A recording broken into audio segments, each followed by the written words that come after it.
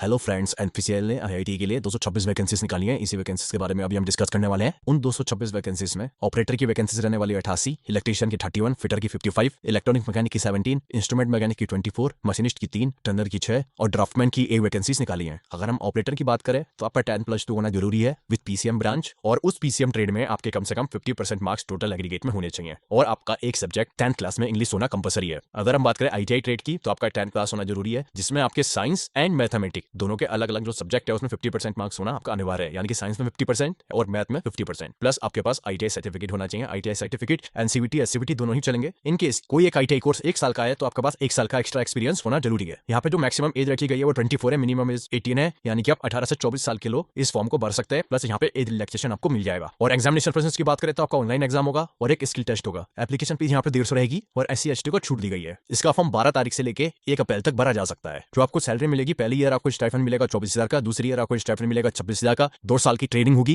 जिसमें आपको 60% marks aggregate में होना जरूरी है। अगर 60% से कम हुआ तो आपकी ट्रेनिंग खत्म हो जाएगी, आपको निकाल लिया जाएगा। उसके बाद आपको 5 साल का बॉन्ड बनना है। अगर आपने वो 5 साल कंप्लीट नहीं करे तो उस पर आपको पेनल्टी पड़ेगी। तो ये थे कुछ मेन जानकारी।